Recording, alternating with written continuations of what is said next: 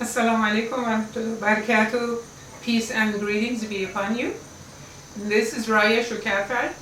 I am going to the second episode of my podcast or the YouTube, whichever one you're watching, going through my life, migration to United States, at this time until marriage. I was 22 years old. That was in 1969 when I migrated to the United States. My family started actually migrated 10 years earlier, 1959, with my oldest brother. And then he decided to stay there. He became a very well-known artist, sculptor. Even President Eisenhower called him father of American metal sculpture. He was very well known and had a really fantastic business there, and invited the rest of us one by one to come. So my youngest brother went, and then after that the middle brother went to Germany. He studied, he became a doctor, professor, taught at university in Germany and then university in Iran. But anyhow, when it was my time, it was 1969, I moved to United States through student visa. And later on, I got my residency and citizenship through my father. I worked for my brother, started working for my brothers, two of them, one and the other one. And I really excelled. At the same time, I was going to the university.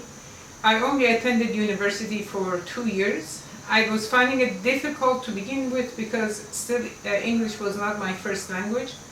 I struggled a lot, and given that I was so used to being the best students, all of a sudden I'm not the best student. Why? How come I need to learn more?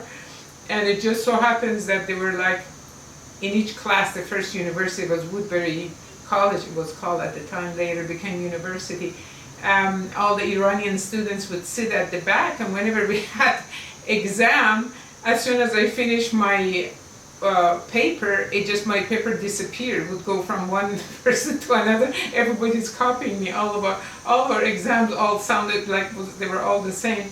Anyhow, we were laughing, giggling, and anyhow, I got some basic education for a couple of years, but I was really doing well with my brothers. I decided, well, this is a good way to make money, and what's the point of going to university if you want to get a good job and make money? I feel like doors open with my brothers to excel.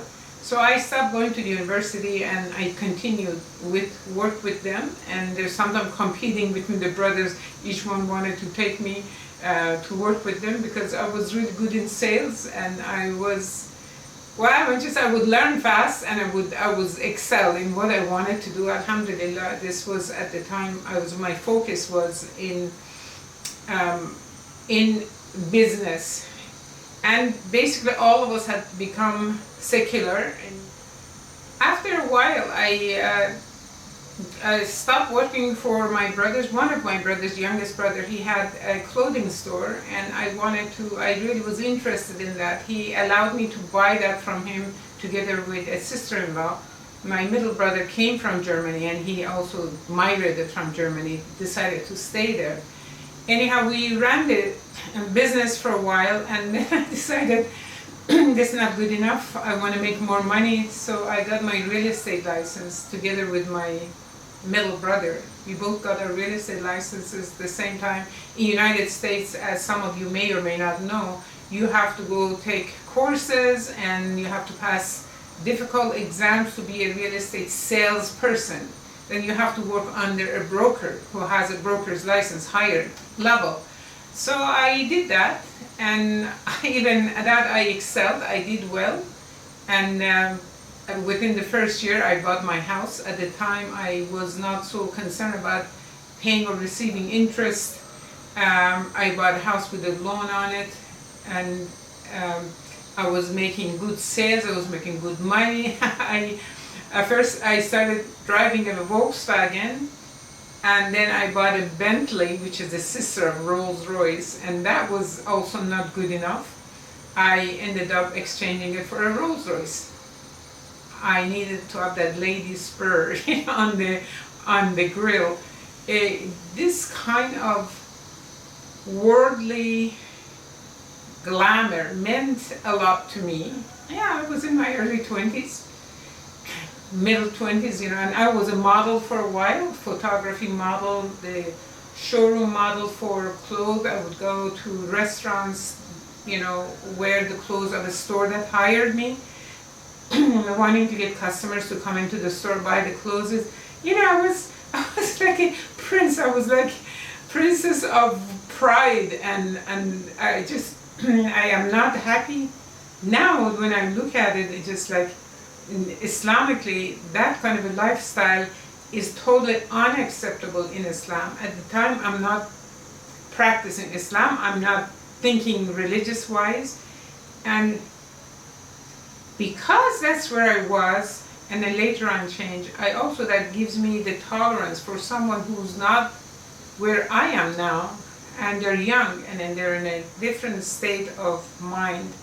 I can be patient, I can be understanding, but I'm hoping the reason why I'm making these podcasts and videos to let the people who are watching this or listening to this, especially if you're young, to please think. You will see as I'm going to go forward, you will see the mistakes that I made, some of which basically I'll be paying for the rest of my life. I'm laughing right now, but it's just really not funny.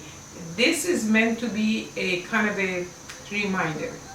These talks are supposed to be kind of a reminder for myself, for anybody else that could help them or could help other people, encourage them to listen to this, because I have an incredible story to tell, my life, and ups and downs, and all of it has really helped me to be where I am now. But I hope that you don't have to take 50 years to get where I am now. I could have basically cut short some of the mistakes that I made. Anyhow, after I had the money and everything the money could buy, I really felt I needed more. Not in a material sense. I needed more spiritual sense. And so I started looking, and things started changing for me, and I was looking for peace.